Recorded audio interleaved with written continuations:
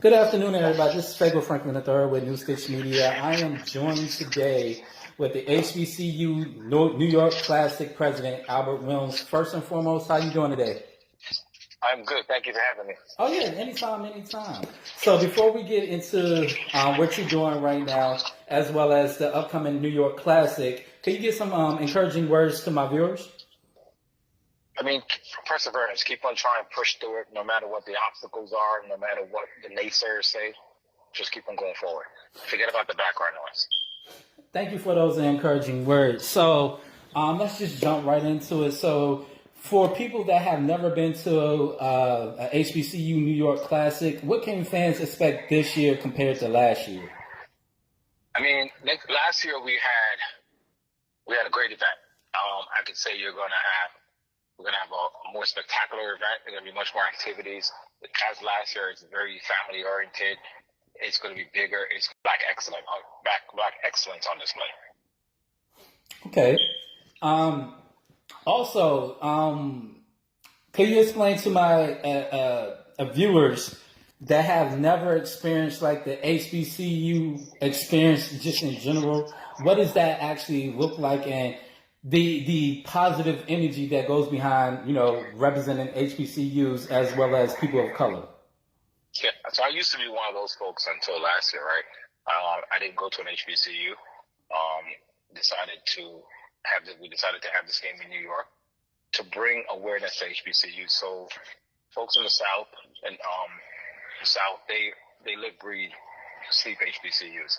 This year we're bringing the class. The idea behind the Classic is to bring the HBCU culture to New York City, to have folks in the Northeast experience the culture, the pageantry. That's all HBCU. So this year you are going to see, just as last year and future years to come, you're going to experience a camaraderie of family, an atmosphere that is second to none. Okay. With building a brand, what obstacles did you have to overcome with building this brand and bringing more viewers to this New York Classic?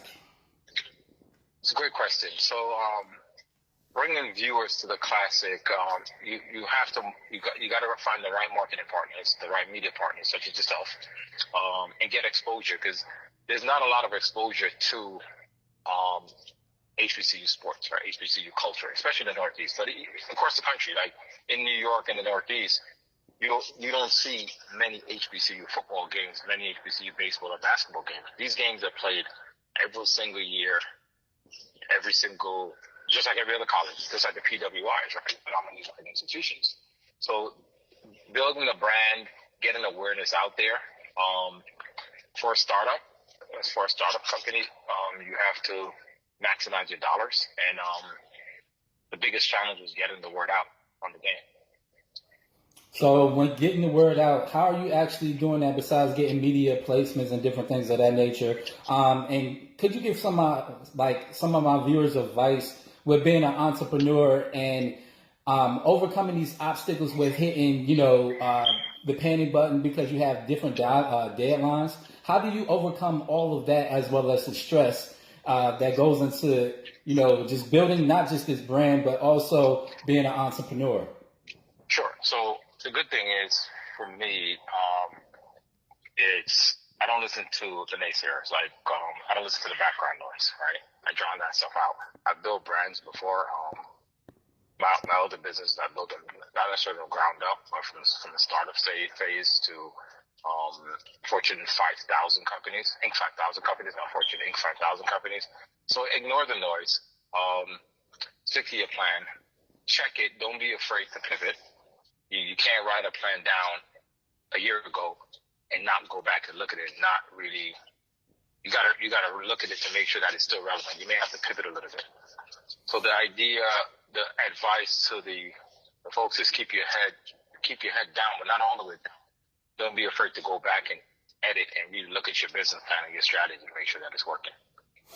And my last question is, with the upcoming HBCU New York Classic, where can we find, not just, this event, but future events of what you're doing each and every year? Where can we find that on your social media handles? So at HBCU NY Classic, and also on our website, HBCU NY Classic.com. Perfect. Thank you for allowing me to interview you. I know it's like quick and short, but I know you're a very busy man. Thank you for allowing us to, get an insight about being an entrepreneur as well as building this brand.